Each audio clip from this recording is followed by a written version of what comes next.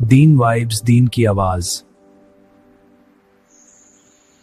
السلام علی عبادہ الذین اصطفیٰ، اما بعد، اعوذ باللہ من الشیطان الرجیم، بسم اللہ الرحمن الرحیم، یا ایہا الناس انتم الفقراء الی اللہ واللہ هو الغنی الحمید، ان یشأ یذہبکم وَيَأْتِ بِخَلْقٍ جَدِيدٍ وَمَا ذَلِكَ عَلَى اللَّهِ بِعَزِيزٍ سبحان ربك رب العزة عما يصفون وسلام على المرسلين والحمد لله رب العالمين اللهم صل على سيدنا محمد وعلى آل سيدنا محمد وبارك وسلم اللهم صل على سيدنا محمد وعلى آل سيدنا محمد وبارك وسلم اللهم صل على سيدنا محمد وعلى آل سيدنا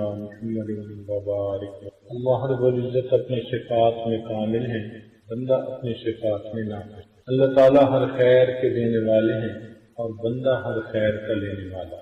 اللہ رب العزت کی عظمتوں کی انتہا نہیں اور بندے کی محتاجی کی ہے۔ بندہ اتنا محتاج کہ اگر اللہ تعالیٰ ہمیں آنکھیں نہ دیتے ہم اندھے ہوتے، اگر اللہ تعالیٰ گویائی نہ دیتے ہم گونگے ہوتے، اگر اللہ تعالیٰ سماعت نہ دیتے ہم بہرے ہوتے، اگر اللہ تعالیٰ ہمیں صحت نہ دیتے ہم بیمار ہوتے، اگر اللہ تعالیٰ ہمیں گھر نہ دیتے ہم بے گھر ہوتے، اگر اللہ تعالیٰ مال و دولت نہ دیتے ہم بھکمنگے ہوتے، اگر اللہ رب العزت اولاد نہ دیتے تو لابلد ہوتے، اگر اللہ رب العزت ہاتھ پاؤں نہ دیتے تو لولے لنگڑے ہوتے، اگر اللہ رب العزت ہمیں عقل نہ دیتے ہم پاگل ہوتے، اگر اللہ تعالیٰ ہمیں عزت نہ دیتے ہم ذلیل ہوتے۔ یہ جو عزتوں کی بھری زندگی آج گزارتے پھر رہے ہیں یہ سب اس مالک کا کرم اور احسان ہے۔ انسان تو سر سے لے کے پاؤں تک اللہ تعالیٰ کی نعمتوں کا محتاج ہے، اتنی نعمتیں کہ ارشاد فرمایا وَإِن تَعُدُّوا نِعْمَةَ اللَّهِ لَا تُحْصُوهَا، اگر تم اللہ تعالیٰ کی نعمتوں کو گننا بھی چاہو تو تم انہیں گن بھی نہیں سکتے۔ تو قرآن مجید سے یہ معلوم ہو رہا ہے گویا کہ انسان زور لگا کر گنتی بھی کرنا چاہے تو وہ گن بھی نہیں سکتے۔ یا دوسرے لفظوں میں یوں کہیے کہ بارش کے پانی کا قطروں کا گننا ممکن ہے، آسمان کے ستاروں کا گننا ممکن ہے، ساری دنیا کی ریت کے ذرات کا گننا ممکن ہے، ساری دنیا کے درختوں کے پتوں کا گننا ممکن ہے، مگر اللہ رب العزت کی نعمتوں کو گننا انسان کے لیے ناممکن۔ ہم گن ہی نہیں سکتے اور ہم تو ہر چیز میں اللہ کے محتاج ہیں۔ آپ اس پر جتنا غور کریں گے تو بندے کو محتاج محض پر۔ ہارون رشید ایک مرتبہ پانی پینے کے لیے اپنے غلام کو کہا تو اس نے پانی کا پیالہ لا کر دیا۔ قریب کوئی بزرگ اللہ والے بیٹھے ہوئے تھے تو انہوں نے کہا کہ بادشاہ سلامت ذرا میری ایک بات سن لینا کہ اگر دل پر آپ کو اتنی پیاس ہو کہ آپ کی جان نکلی جا رہی ہے شدت پیاس کی وجہ سے اور پوری دنیا میں صرف ایک پیالہ پانی ہے تو اس پانی کو پینے کے لیے آپ کتنی قیمت ادا کر دیں گے؟ بادشاہ نے کہا میں اپنی آدھی سلطنت دے دوں گا۔ اس نے کہا اچھا بادشاہ سلامت اگر بالفرض آپ پانی پی لیں اور وہ پانی آپ کے جسم میں جا کر پیشاب میں تبدیل ہو جائے مگر وہ جسم میں بند ہو جائے جیسے رک جاتا ہے بعض مریضوں کا تو اتنی تکلیف میں ہوتے ہیں کہ وہ بتا نہیں سکتے۔ تو اب بادشاہ سلامت اگر پوری دنیا میں ایک حکیم ہے جس کے پاس دوائی ہے اس پیشاب کے باہر نکلنے کی تو آپ کتنی قیمت دے کر اسے خرید لیں گے؟ کہنے لگا کہ آدھی حکومت۔ تو وہ کہنے لگے کہ غور کریں آپ کی پوری حکومت اور سلطنت ایک پانی کا پیالہ پینے اور جسم سے پیشاب بن کے گزار دینے کے بقدر ہے، اور آپ سوچیں آپ کو زندگی میں کتنے پیالے پانی پیا، اللہ رب العزت کی کتنی نعمتوں کو استعمال کیا۔ اللہ واقعی اب دیکھو یہ سانس کا اندر جانا اور باہر آنا کتنی بڑی نعمت ہے۔ جن لوگوں کو سانس کی تکلیف ہوتی ہے تو کبھی ان پر غور کیا کریں، دورہ پڑتا ہے تو ایسے کہ جیسے ابھی ان کی جان نکل جائے، اس وقت احساس ہوتا ہے کہ سانس کا اندر جانا اور سلامتی سے باہر آنا یہ بھی کتنی بڑی نہیں. ہم غور کرتے چلے جائیں اللہ تعالی کی نعمتوں کے اندر ہم تو ڈوبے ہوئے. جتنا اس کا ہم مذاکرہ کریں مشاہدہ کریں اتنا اللہ تعالیٰ کی نعمتیں ہم پر اور کھلتی چلی جائیں.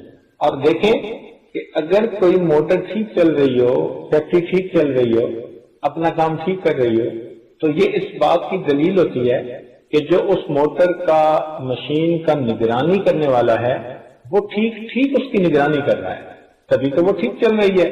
ورنہ بند ہوتی ٹوٹ جاتی پروڈکشن دینا چھوڑ دیتی. ہمیں جو اللہ رب العزت زندگی میں عزتوں کی روزی دے رہے ہیں اور عزتوں کی زندگی دے رہے ہیں صحت والی زندگی عافیت والی زندگی دین کے کام کرنے کی توفیق یہ اس بات کی علامت ہے کہ اس کی نگرانی کرنے والا وہ ٹھیک اس کی نگرانی کر رہا ہے. اللہ رب العزت کی نعمتوں کی ہم پر یوں سمجھیں کہ ہر وقت بارش ہو رہی ہے. جتنا اللہ تعالیٰ کے ہم شکر گزار ہوں ہم اللہ تعالیٰ کی نعمتوں کا شکر ادا نہیں کر سکتے. اور دوسری طرف اللہ رب العزت اللہ اکبر وہ غنی ہے خزانوں کے مالک ہیں ساری کائنات کے خالق ہیں. اس کے ہاتھ میں تمام خزانوں کی کنجیاں ہیں. چنانچہ ارشاد فرمایا لہو مقالید السماوات والارض کہ زمین اور آسمان کے خزانوں کی کنجیاں اللہ رب العزت کے پاس. ارشاد فرمایا وَإِن مِّن شَيْءٍ إِلَّا عِندَنَا خَزَائِنُ جو کوئی بھی چیز ہے اس کے ہمارے پاس خزانے ہیں. وَمَا نُنَزِّلُهُ إِلَّا بِقَدْرٍ مَعْلُومٍ ہم ایک معلوم اندازے کے مطابق اتارتے ہیں. اللہ تعالیٰ کے پاس خزانے ہیں ہر چیز وہ غنی ہے وہ تو نیرا دھار ہے. ساری دنیا اس کی محتاج اور وہ پروردگار کسی کا محتاج ہے. ایسا مالک و خالق ہے غنی ہے. اور یہ ذہن میں رکھیں کہ پوری کائنات میں حکم اللہ رب العزت کا چل رہا ہے. ہر حال میں اللہ رب العزت کی مرضی پوری ہو کے رہے. چنانچہ آپ ذرا غور کیجیے کہ سیدنا آدم علیہ السلام چاہتے تھے کہ میں جنت میں ہمیشہ رہوں کیونکہ شیطان نے قسم کھائی تھی وقاسمہما. اس شیطان بدبخت نے آدم علیہ السلام اور اما حوا دونوں کے سامنے قسم کھا کر کہا تھا کہ اگر آپ اس درخت کا یہ پھل کھا لیں تو آپ کو ہمیشہ جنت میں رہنے کا موقع مل جائے گا. وہ ملک لا یبلا قرآن مجید کے الفاظ ہیں. لیکن اللہ تعالیٰ ان کو زمین پہ بھیجنا چاہتے تھے کہ بالآخر کیا ہوا مرضی اللہ رب العزت کی پوری ہوئی. دوسری مثال دیکھ لیجیے کہ سیدنا نوح علیہ السلام وقت کے پیغمبر علیہ السلام ہیں کشتی میں ہیں اپنا سگا بیٹا سامنے ہے. باپ کے دل میں بیٹے کے ساتھ کیسی محبت ہوتی ہے اور کتنا اس کا دل چاہتا ہے کہ میرا بیٹا اس عذاب سے بچ جائے نجات پا جائے. اور وہ کہتے بھی ہیں یا بنی یرکم معنا اے بیٹے ہمارے ساتھ کشتی پہ سوار ہو جا. لیکن اللہ تعالیٰ نہیں چاہتے تو نتیجہ کیا نکلا فحال بینہم الموت فکان من المغرقین. حضرت نوح علیہ السلام کی آنکھوں کے سامنے ان کا بیٹا غرق ہو گیا پانی میں. تو مرضی کس کی پوری ہوئی اللہ. سیدنا ابراہیم علیہ السلام اور اسماعیل علیہ السلام دونوں اس بات پر متفق ہو گئے تو آپ اس پہ کہ میں ذبح کر لوں بیٹے کو اللہ کے نام اور بیٹا اس پہ کہ میں اللہ تعالیٰ کے نام پہ ذبح ہوتا ہوں. قرآن مجید نے گواہی دے دی فلما اسلما جب دونوں اس بات پہ متفق ہو گئے دونوں اس بات پہ تل گئے. باپ ذبح کرنے پہ آمادہ بیٹا ذبح ہونے پہ آمادہ. مگر اللہ تعالیٰ نہیں چاہتے کہ اسماعیل علیہ السلام ذبح ہوتے تو مرضی کس کی پوری ہوئی اللہ. دیکھیے سیدنا رسول اللہ صلی اللہ علیہ وسلم نے ایک موقع پر شہد نہ کھانے کا ارادہ فرما لیا. اللہ رب العزت کی طرف سے محبوبانہ خطاب ہوا یا ایھا النبی لما تحرم ما احل اللہ لک تبتغی مرضات ازواجک واللہ غفور رحیم. تو نبی علیہ السلام نے دوبارہ شہد استعمال کرنا شروع فرما دیا. مرضی کس کی پوری ہوئی اللہ. یہ طے شدہ بات ہے ہر حال میں مرضی پروردگار عالم کی پوری ہو.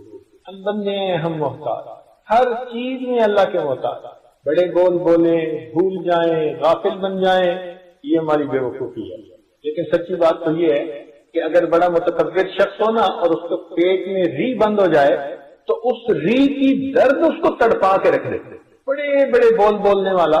اب بتائیے کہ پیٹ میں ہوا بند ہو جائے تو اس کا متحمل نہیں بن سکتا۔ تو معلوم ہوا کہ ہم تو اللہ رب العزت کے محتاج۔ اب جب کوئی محتاج ہوتا ہے نا تو وہ ہمیشہ غنی سے مانگ کے اپنا کام چلاتا ہے۔ تو ہم سب کے سب فقیر، ارشاد فرمایا یا ایھا الناس انتم الفقراء الی اللہ، اے انسانو تم سب کے سب اللہ تعالیٰ کے محتاج، اور اللہ رب العزت وہ بڑا غنی اور حمید، تو بھئی محتاج کو مانگنا ہوتا ہے۔ مگر اللہ رب العزت اتنے کریم ہے کہ انہوں نے بندے کو مانگنا بھی سکھا دیا۔ جیسے کسی دفتر میں اپلیکیشن بھرتے ہیں نا، اس کا طریقہ کار ہوتا ہے، اگر اس کو صحیح طریقے سے بھر دیں تو جلدی اپروو ہو جاتی ہے، اور اگر ڈاکومنٹیشن پوری نہ ہو تو ریجیکٹ ہو جاتی ہے۔ تو اللہ تعالیٰ اتنے کریم کہ انہوں نے مانگنا بھی خود سکھا دیا۔ چنانچہ سوال کے مختلف انداز ہوتے ہیں۔ ایک ہوتا ہے علمی سوال پوچھنا، ایک چیز کا نہیں پتا تو انسان اس چیز کو اپنے استادوں سے بڑوں سے معلوم کرے۔ شریعت نے اس چیز کو پسند کیا، چنانچہ ارشاد فرمایا فاسألوا اہل الذکر ان کنتم لا تعلمون، اگر تمہیں کسی بات کا نہیں پتا تو تم جاننے والوں سے پوچھ لو۔ مفسرین نے اہل العلم اس کا ترجمہ کیا کہ ان سے معلوم کر لو، بلکہ اچھے طریقے سے سوال پوچھنا، اس کو فرمایا حسن السؤال نصف العلم، اچھے انداز سے سوال کرنا یہ بھی آدھا علم ہے۔ یہ بھی کہہ دیا کہ تم بھائی اچھے طریقے سے سوال کرو، اور ساتھ یہ بھی فرما دیا کہ لا تسألوا عن اشیاء ان تبد لکم تسؤکم، بھائی اگر سوال پوچھنا بھی ہے تو ایسا سوال پوچھو کہ جو سوال برائے سوال نہ ہو، کسی کو نیچا دکھانے کی نیت سے نہ ہو، اپنی علمیت ظاہر کرنے کے لیے نہ ہو، بلکہ اس کا مناسب مقصد۔ تو حدود و قیود لگا دی۔ دیکھیے قرآن مجید نے طریقہ بھی بتا دیا، سمجھا دیا، آداب بھی بتا دیا، اور پھر کہا کہ ہاں تم سوال پوچھو۔ بلکہ اگر صحابہ کرام نبی علیہ السلام کی عظمت شان کی وجہ سے بعض اوقات سوال نہیں پوچھ پاتے تھے، تو حدیث پاک میں آتا ہے کہ اللہ تعالیٰ نے جبریل علیہ السلام کو بھیجا اور انہوں نے آ کے نبی علیہ السلام سے سوال پوچھے، مل ایمان، مل اسلام، مل احسان، سوالات پوچھے، اور پھر نبی علیہ السلام نے بعد میں بتلایا کہ یہ تو جبرائیل تھے، آئے تھے یعلمکم دینکم، تمہیں تمہارے دین کی تعلیم دینے کے لیے، فرشتے کو بھیج کر سوالات پوچھوائے تاکہ علمی بات کھل جائے۔ تو معلوم ہوا کہ علم کے حاصل کرنے کے لیے سوال اچھے انداز سے پوچھ لینا اللہ تعالیٰ کو پسند ہے۔ اچھا طالب علم وہ ہوتا ہے کہ جو استاد سے ایسا سوال پوچھنے میں جھجک محسوس نہ کرے۔ حدیث پاک میں آتا ہے کہ علمی مجلس میں اگر کوئی طالب علم سوال پوچھے تو اللہ رب العزت اس سوال کے پوچھنے پر 4 بندوں کی مغفرت فرما دیں۔ ایک، جس بندے نے سوال پوچھا، علمی سوال پوچھا اپنے استاد سے، سوال پوچھنے والے کی اللہ تعالیٰ مغفرت کرتا ہے۔ دوسرا، جس استاد نے اس کا جواب دیا اللہ تعالیٰ اس کی بھی مغفرت فرما دیتے ہیں۔ اور تیسرا، جو لوگ محفل میں موجود تھے، ہم جماعت، ہم سبق، ان کی بھی اللہ تعالیٰ مغفرت فرما دیتے ہیں۔ اور چوتھا، جو لوگ اس مجلس کے قیام کا سبب بنے وہ معاونین، اگرچہ اپنے گھروں میں موجود ہیں مگر ان سے محبت رکھنے کی وجہ سے اللہ تعالیٰ ان کی بھی مغفرت کرتا ہے۔ تو علمی سوال پوچھنے کو شریعت نے پسند کیا۔ ایک ہوتا ہے عبرت کے لیے سوال پوچھنا، اس کا بھی حکم دیا گیا تاکہ انسان عبرت حاصل کرے۔ اگر کسی کو نعمت سے محروم کر دیا گیا تو یہ عبرت پکڑ کے اپنے آپ کو سیدھا کر لے، ایسا نہ ہو کہ یہ بھی نعمت سے محروم۔ چنانچہ فرمایا سل بنی اسرائیل، دیکھو یہ امر کا صیغہ ہے، سل، پوچھئے، سل بنی اسرائیل کم آتیناہم من آیت بینہ ومن یبدل نعمت اللہ، دیکھا یہ اللہ کی نعمت کو تبدیل کرتا ہے۔ تو مقصد یہ کہ تم سبق سیکھو دوسروں سے۔ قوم یہود، ان کی اللہ تعالیٰ نے شکلوں کو مسخ کر دیا، ان کے بارے میں اللہ تعالیٰ فرماتے ہیں فَاسْأَلْهُمْ عَنِ الْقَرْيَةِ الَّتِي كَانَتْ حَاضِرَةَ الْبَحْرِ، تو دیکھیں اس میں بھی سوال پوچھنے کا تذکرہ۔ تو ایسا سوال کہ جس سے انسان سبق سیکھے، عبرت حاصل کرے، اپنے گناہوں سے توبہ کر لے، نیکی میں آگے بڑھ لے، ایسا سوال کرنا بھی شریعت کی نظر میں محمود ہے۔ ایک تیسرا سوال ہوتا ہے کہ کوئی بندہ محتاج ہے، غریب ہے، وسائل نہیں، اور وہ اپنی ضرورت پوری کرنے کے لیے سوال کرتا ہے، شریعت نے اس کی بھی رعایت کی۔ چنانچہ ارشاد فرمایا وفی اموالہم حق معلوم للسائل والمحروم، بندے کے رزق میں جو کماتا ہے اور جس کا نصاب پورا ہو تو اس میں بھی اللہ تعالیٰ نے ایسے محتاج لوگوں کا حصہ متعین فرمایا، زکوٰۃ کی شکل میں، صدقات کی شکل میں، عشر کی شکل میں، تو اللہ رب العزت نے یہ بھی متعین فرما دیا، مگر اس پر حد لگا دی، فرما دیا کہ اگر تم بغیر ضرورت کے ہاتھ پھیلاؤ گے تو یہ بات ہمیں ناپسند ہے۔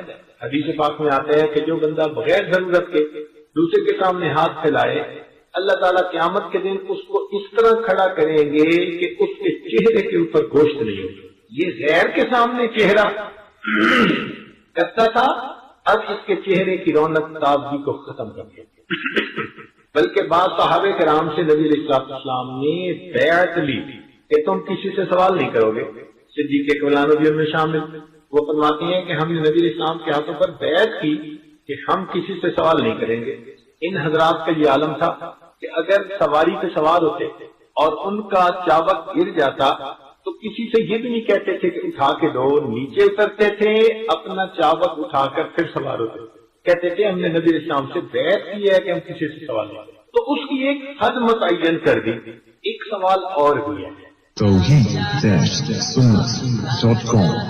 اچھا دیکھیے قرآن مجید میں نا بہت سارے سوالات بھی نقل کیے گئے اور ان کے جوابات بھی بتلائے گئے، مگر قرآن مجید کی ایک ترتیب ہے، ذرا غور فرمائیے گا، علمی نکتہ ہے، ایک ترتیب ہے۔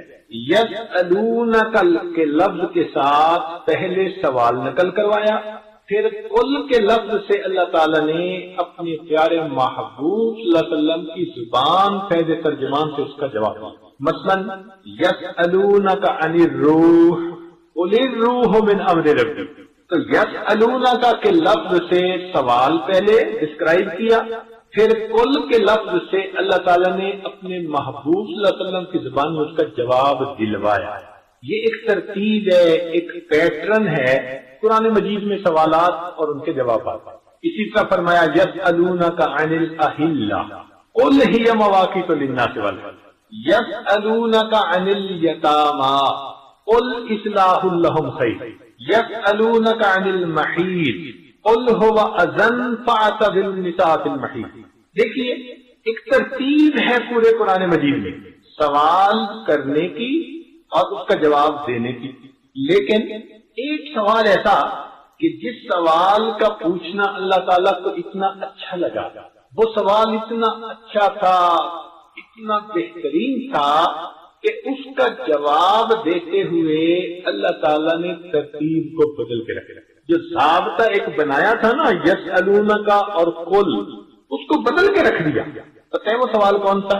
وہ سوال یہ تھا، اللہ تعالیٰ فرماتے ہیں اے میرے محبوب صلی اللہ علیہ وسلم وَإِذَا سَأَلَكَ عِبَادِي عَنِّي، اور جب میرے بندے آپ سے میرے بارے میں سوال پوچھیں فَإِنِّي قَرِيبٌ، میں بہت قریب ہوں۔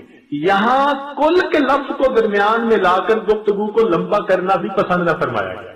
اتنا تو اللہ تعالیٰ چاہتے ہیں نا کہ میرے بندے میرے بارے میں جانیں، میری معرفت پائیں، ان کو پتہ چلے کہ میں کتنی عظمتوں والا ہوں۔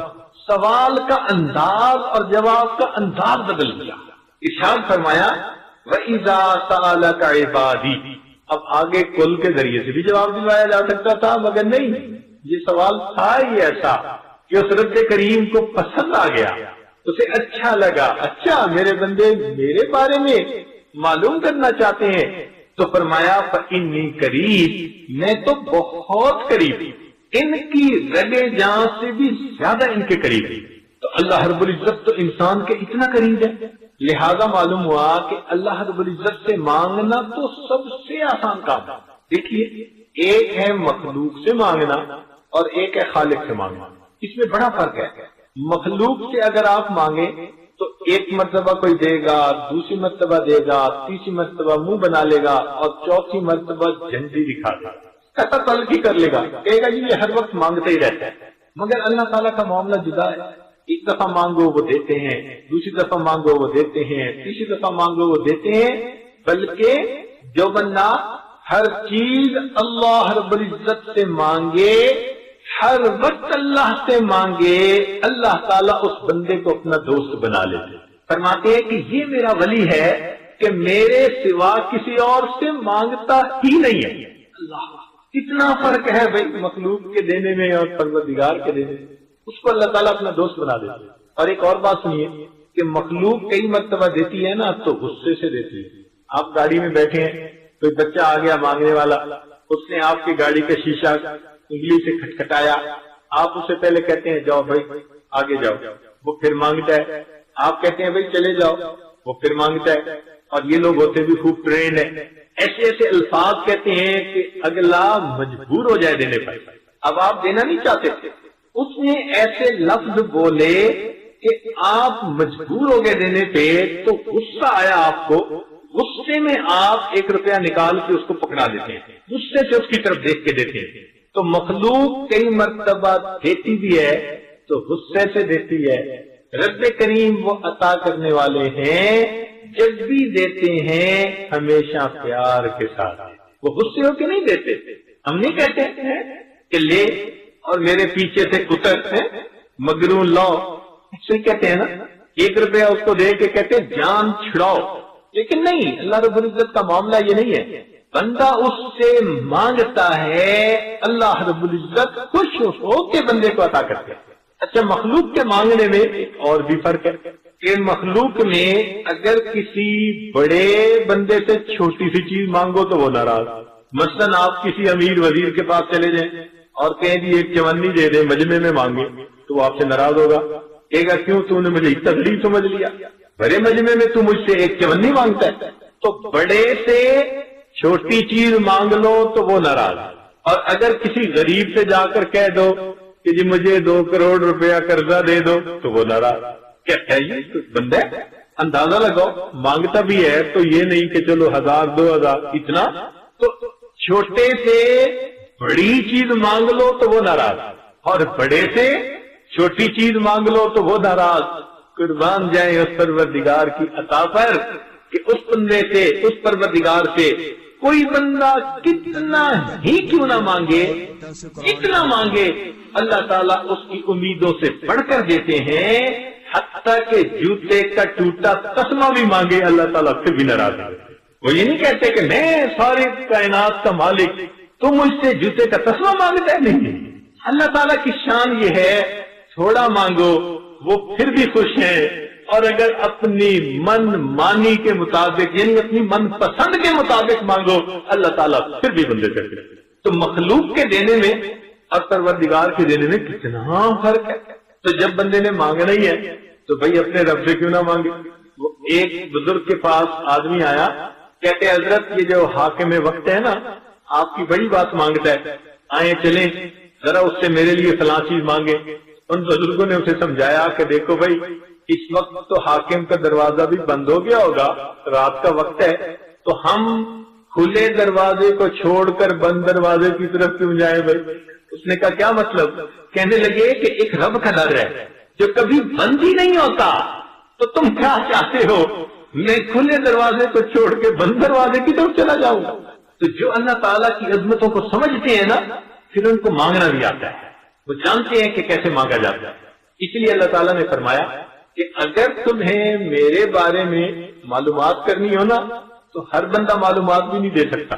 ارشاد فرمایا الرحمن فاسأل به خبیرا، دیکھو یہاں بھی سوال کا تذکرہ، الرحمن فاسأل به خبیرا، رحمان کے بارے میں کسی جاننے والے سے پوچھو، انجان سے مت پوچھنا، اس کو کیا پتا وہ کتنا کریم ہے، وہ کتنا رحیم ہے۔ رحمان کے بارے میں پوچھنا چاہتے ہو، الرحمن فاسأل به خبیرا، میرے بندو وہ اتنا عظیم پروردگار ہے کہ اگر پوچھنا چاہتے ہو تو کسی سمجھدار سے بات کرنا، جاننے والے سے پوچھنا، وہ بتائے گا پروردگار کتنا کریم ہے، کتنا رحیم ہے۔ تو اللہ رب العزت تو چاہتے ہیں کہ میرے بندے میرے بارے میں پوچھیں، ان کو پتہ چلے میری عظمتوں کا، اور پھر یہ بندے مجھ سے مانگے۔ اللہ اکبر! جو پروردگار اتنا کریم ہو کہ دوسروں کو منع فرما دے کہ تم مانگنے والے کو جھڑکی نہ دینا۔ چنانچہ قرآن مجید میں کیا ارشاد فرمایا؟ فرمایا وَأَمَّا السَّائِلَ فَلَا تَنْهَرْ، کہ آپ سوالی کو انکار نہ فرمائیے، جھڑکی نہ دیجیے۔ اب سوچئے کہ جو پروردگار دوسروں کو حکم فرما رہا ہے کہ آپ مانگنے والے کو انکار نہ فرمائیے، جھڑکی نہ دیجیے، تو جب کوئی اس کریم پروردگار سے مانگے گا اللہ تعالیٰ اس کو کیسے محروم فرمائے؟ اللہ، وہ تو بڑا کریم آقا ہے، وہ تو دیتا ہے اور بندے کی امیدوں سے پڑھ کے دیتا ہے۔ انسان اللہ تعالیٰ سے مانگے، ہر ضرورت مانگے، اللہ تعالیٰ اس کی ہر ضرورت کو پورا کرے۔ وہ تو خوش ہوتے ہیں کہ میرا بندہ مجھ سے مانگنے کے لیے آیا، میرے دروازے پر آیا مانگنے کے لیے، اس کو پتا ہے کہ کوئی اس کا بھی رب ہے، اس کا پالنے والا ہے۔ اس بات سے رب کریم خوش ہو جاتے ہیں۔ چنانچہ اللہ تعالیٰ کی شان عطا کا کیا کہنا کہ اللہ تعالیٰ کے محبوب صلی اللہ علیہ وسلم نے اللہ تعالیٰ کی دین کے بارے میں تفصیل بتائی۔ چھوٹی سی حدیث ہے جس میں فرمایا من لم يسأل اللہ یغضب علیہ،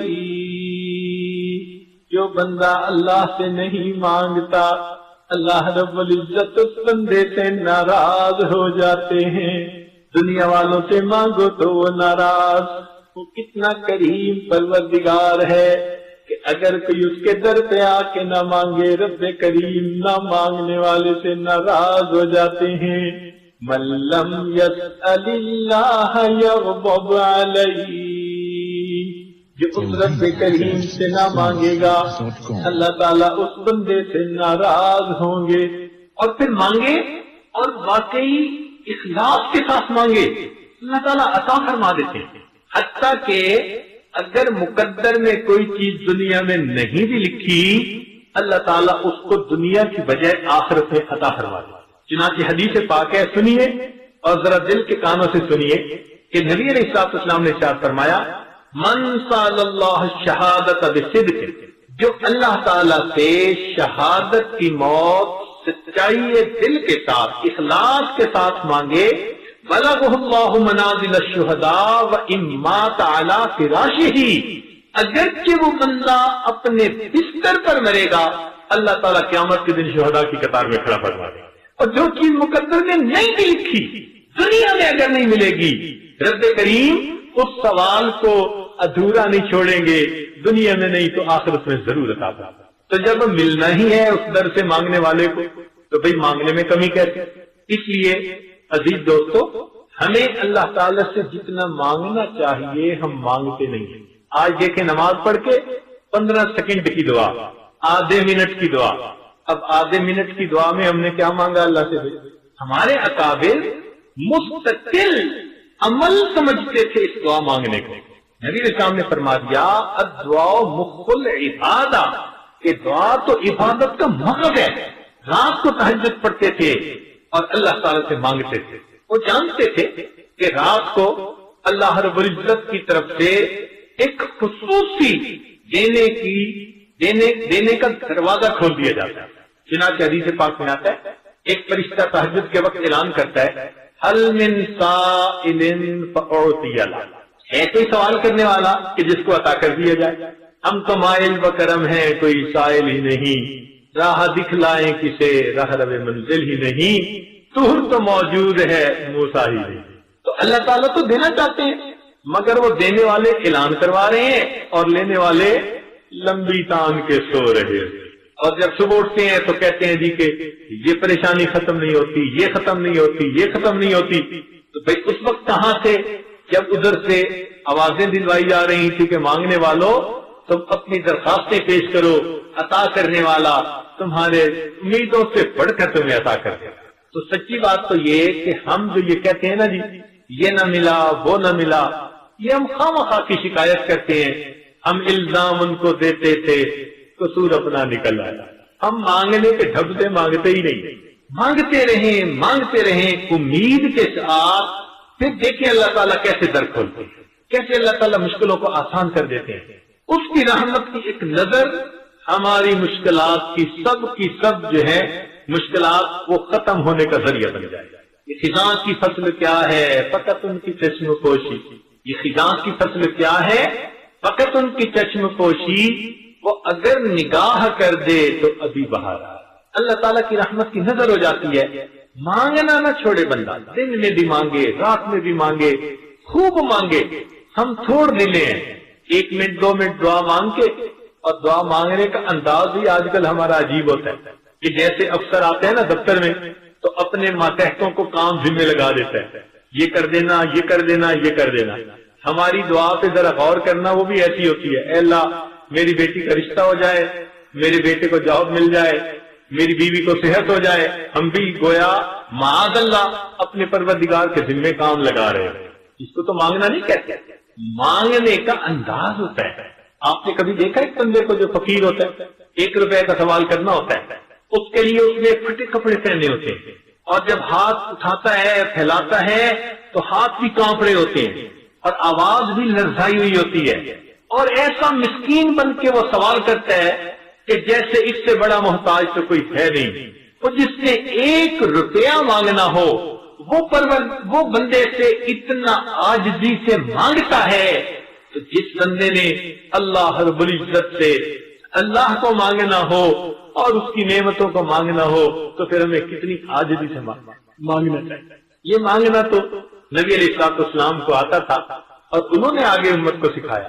حدیث پاک میں ہے کہ بدر کی رات نبی علیہ السلام نے سجدے میں سر ڈالا، ایسی دعا کی کہ آپ نے جب دعا فرمائی صدیق اکبر لانو کھڑے دیکھ رہے تھے، ان کا دل بھر آیا اور کہنے لگے اے اللہ کے محبوب آپ سر اٹھائیے، اللہ کی مدد یقیناً آتے رہے۔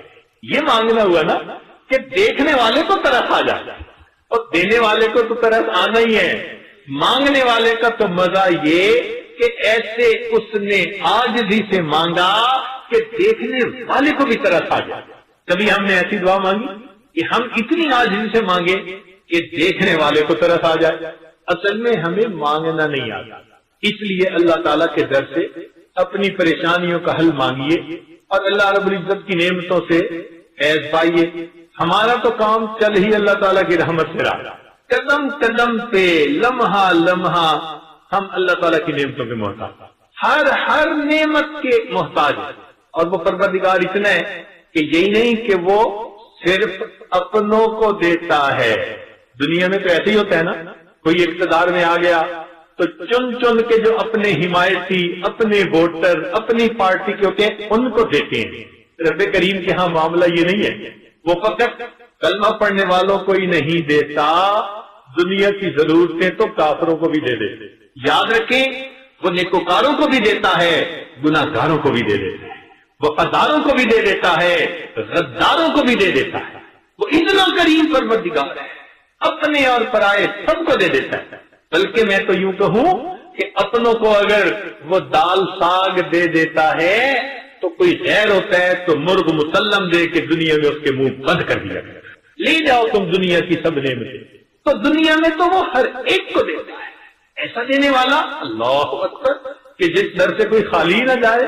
اس لیے ہمیں چاہیے ہم اس پروردگار سے خوب مانگیں، اللہ رب العزت کی رحمتوں کی انتہا مانگیں، اللہ تعالیٰ کی محبت اللہ سے مانگیں۔ پھر دیکھیے اللہ رب العزت کتنی مہربانی فرمائے، ہمارے آنے میں دیر ہے، اللہ رب العزت کی عطا میں دیر نہیں ہے۔ اللہ تعالیٰ عطا فرما دیتے ہیں، ہم آتے نہیں اس کے در پہ صحیح مانگنے کی طرح۔ تو اس لیے آج سے یہ دلوں میں ارادے کیجئے کہ ہم اپنی نمازوں کے بعد دعائیں مستقل عبادت سمجھ کر مانگیں گے۔ یہ جو سیکنڈوں اور منٹوں کی دعائیں ہیں نا، اس سے کام نہیں بننا۔ منٹوں سیکنڈوں کی دعاؤں سے اللہ کی پناہ مانگیں۔ ہاں وقت کی کمی کوتاہی تو چلو مختصر دعا کافی، لیکن ہم نے تو اس کو عادت بنا لیا.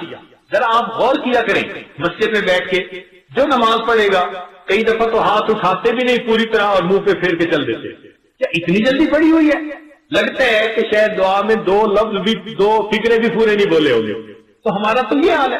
اور پھر دعا مانگنے والوں کا حال یہ کہ ایک صاحب دعا مانگ کے اٹھے، قریب ہی بیٹھے ہوئے تھے، تو میں نے ان کو بٹھا لیا اور میں نے پوچھا بھائی کیا دعا مانگی؟ کہتے ہیں سچ بتاؤ یاد نہیں ہے.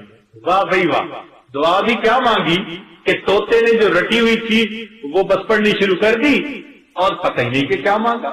تو بھائی دعائیں مانگنا اور چیز ہوتی ہے اور دعائیں پڑھنا اور چیز ہوتی ہے. آج کل ہم دعائیں مانگتے نہیں ہیں، ہم دعائیں پڑھتے ہیں، اس لیے دعائیں قبول نہیں ہوتی. اگر ہم صحیح طرح سے دعائیں مانگنے لگ جائیں تو اللہ رب العزت ہمارے حالات کو بدل کے رکھے. اس لیے اللہ تعالیٰ سے خوب مانگے، جتنا چاہے اللہ تعالیٰ سے مانگے، وہ پروردگار عطا کرنے والا ہے. اس لیے تو فرمایا کہ بھئی میرے بارے میں جب پوچھنا ہے نا تو ہر کسی سے مت پوچھنا، کسی کو کیا خبر، جاننے والوں سے پوچھنا، وہ تمہیں بتائے گا کہ ہم کتنے کریم ہیں، کتنے رحیم ہیں، کتنے غفور ہیں، کتنے ہم مہربان ہیں اپنے بندوں کے اوپر. کسی جاننے والے سے سوال پوچھنا، وہ تمہیں صحیح بتائے گا. الرحمن فاسأل به خبیرا، رحمان کے بارے میں کسی جاننے والے سے پوچھنا. ہم تو اتنے کریم ہیں کہ بنی اسرائیل کا ایک آدمی 100 بندوں کو قتل کرنے کے بعد توبہ کی نیت سے چل پڑتا ہے، رستے میں موت آتی ہے، ہم اس کے گناہوں کو بھی معاف فرما دیتے ہیں. بنی اسرائیل میں قحط پڑتا ہے، ایک آدمی ٹیلے کو دیکھ کر سوچتا ہے اتنا آٹا ہوتا میں اللہ کے راستے میں صدقہ کر دیتا. ہم اتنے قریب ہیں، فرشتوں کو حکم دیتے ہیں اتنا صدقہ کرنے کا ثواب دے دیا جائے. ایک دانیہ عورت پیاسے کتے کو پانی پلا دیتی ہے، اس کی پیاس بجھانے پر ہم اتنے خوش ہوتے ہیں، اس کے گناہوں کو معاف کر دیتے ہیں. ہماری عطا کا کیا کہنا کہ اگر کوئی بندہ گناہ کرتے کرتے بوڑھا ہو گیا، بال سفید ہو گئے، ہڈیاں کمزور ہو گئیں، منہ میں دانت نہیں، پیٹ میں آنت نہیں، وہ باغی بوڑھا اگر اس حالت میں ہمارے در کی طرف چل کے آتا ہے، ہم اس بندے کو ٹونٹ نہیں کرتے، تانا نہیں دیتے، تیرا جمال کدھر گیا، تیرا مال کدھر گیا. ہم اس باغی بوڑھے کے آنے پہ بھی اتنے خوش ہوتے ہیں. وَإِنْ أَتَانِي يَمْشِي أَتَيْتُهُ هَرْوَلًا، وہ چل کے آتا ہے، میری رحمت اس کی طرف دوڑ کے جا رہی ہوتی ہے.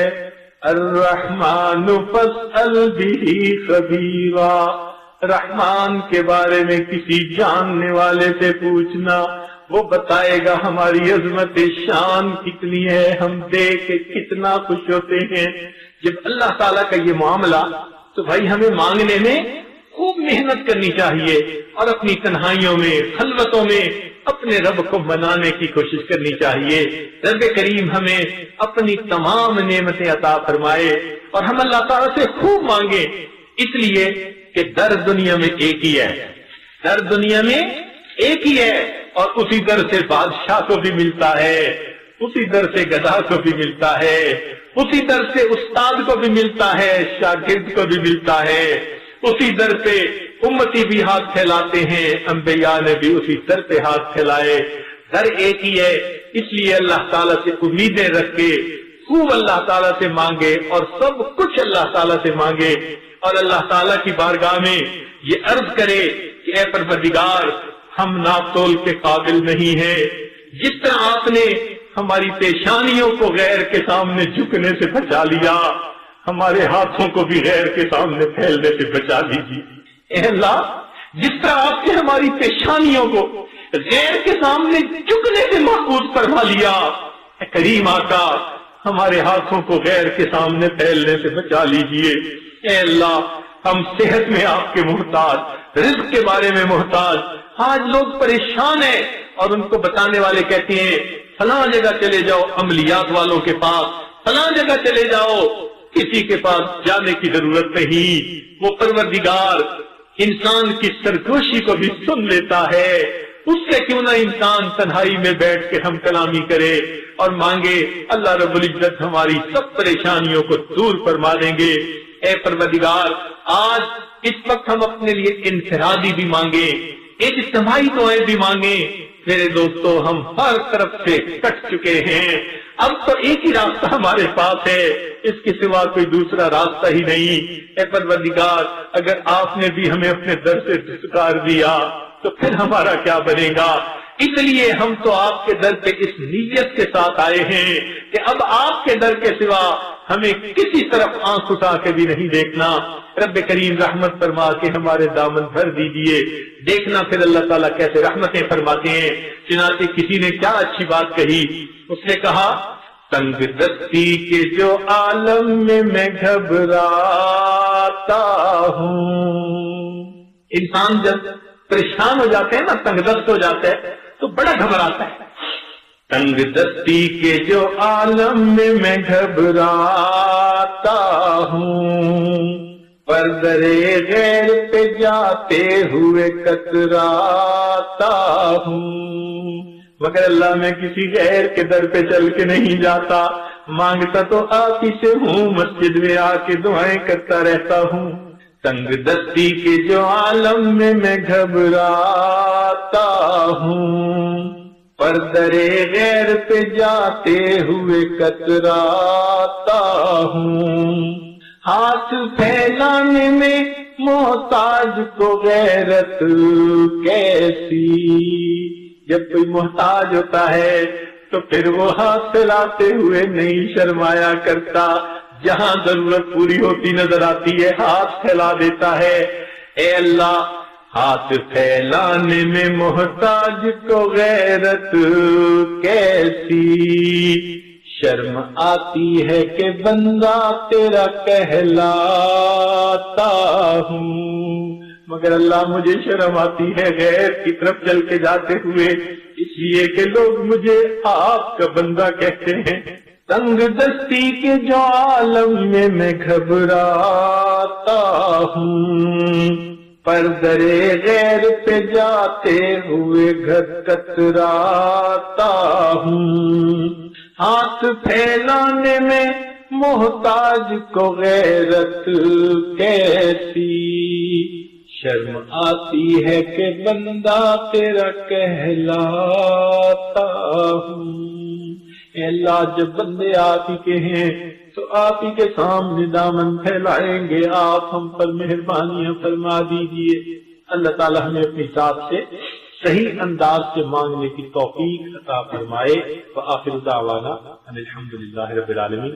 تھوڑی دیر کے لیے مراقبہ کرتا ہوں، آنکھوں کو بند کر لیجیے، سر کو جھکا لیجیے، دنیا اور جو کچھ دنیا میں ہے اس سے کٹ کے اللہ تعالیٰ کی یاد میں ڈوب جائے۔ انسان جب اپنے اندر جھانکتا ہے اسے اپنی اصل تصویر نظر آتی ہے۔ اپنے من کے دریچے کو کھولیے، اپنی اصل تصویر کو دیکھیے۔ یا تیرا تذکرہ کرے ہر شخص، ورنہ پھر ہم سے گفتگو نہ کرے۔ یا تیرا تذکرہ کرے ہر شخص، ورنہ پھر ہم سے گفتگو نہ کرے۔ تیری چوکھٹ کا مانگنے والا، شکوے دنیا کے روبرو نہ کرے۔ یا تیرا تذکرہ کرے ہر شخص، ورنہ پھر ہم سے گفتگو نہ کرے۔ دیکھ لے جلوہ تیرا جو ایک بار، غیر کی پھر وہ آرزو نہ کرے۔ تیری چوکھٹ کا ماننے والا، شکوے دنیا کے روبرو نہ کرے۔ پڑھ کے یدعو کا لفظ پھر مومن، ایسے جنت کی جستجو نہ کرے۔ واللہ یدعو الی دار السلام۔ پڑھ کے یدعو کا لفظ پھر مومن، ایسے کیسے جنت کی جستجو نہ کرے، عشق نبوی ہو جس کا سرمایہ، اتباع کیسے ہو نہ کرے، عشق نبوی ہو جس کا سرمایہ، اتباع کیسے ہو نہ کرے، یا تیرا تذکرہ کرے ہر شخص، ورنہ پھر ہم سے گفتگو نہ کرے، رات دن نعمتیں جو پائے فقیر، تذکرے کیوں وہ چار سو نہ کرے، رات دن نعمتیں جو پائے فقیر، تذکرے کیوں وہ چار سو نہ کرے، تیری چوکھٹ کا مانگنے والا،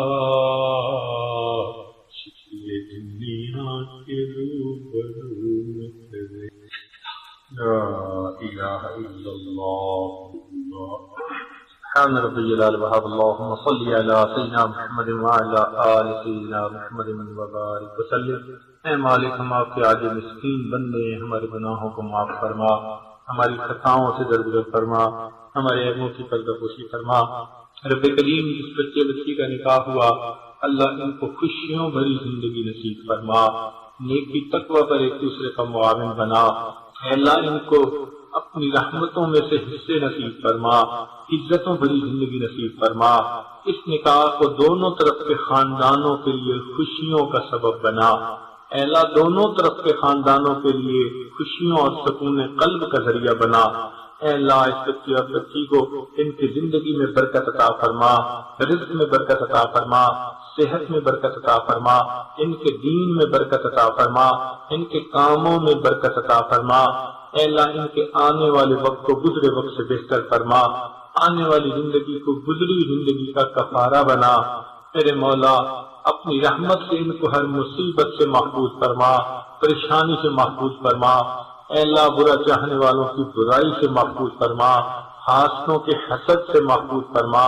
اے اللہ انہیں اپنی رحمتوں کی ٹھنڈی چھاؤں نصیب فرما، اے اللہ دوستی کے رنگ میں دشمنی کرنے والوں سے بھی محفوظ فرما، انسانوں کی شکل میں جو شیطان پھرتے ہیں ان سے بھی محفوظ فرما، اے اللہ ان کو کامیاب اور قابل رزق زندگی نصیب فرما، اے اللہ ان کو نبی علیہ السلام کی مبارک سنتوں والی زندگی نصیب فرما، اے اللہ ان کے دلوں کو یکجا فرما، ان کو نیکی تقوی پر ایک دوسرے کا معاون بنا، اے اللہ ان کو بہت الفتیں اور محبتیں نصیب فرما، اے اللہ جو محبتیں آپ نے آدم علیہ السلام اور اماں حوا کو عطا فرمائی وہی محبتیں ان کو بھی عطا فرما، جو محبتیں آپ نے ابراہیم علیہ السلام اور اماں حاجرہ کو عطا فرمائی وہ ان کو بھی عطا فرما، جو محبتیں آپ نے نبی علیہ السلام اور اماں عائشہ صدیقہ رضی اللہ عنہا کو عطا فرمائی، اللہ وہ محبتیں ان کو بھی عطا فرما، ہر مصیبت پریشانی سے محفوظ فرما، دونوں طرف کے والدین عزیز اقارب کے لیے اس کو خوشیوں کا سبب بنا،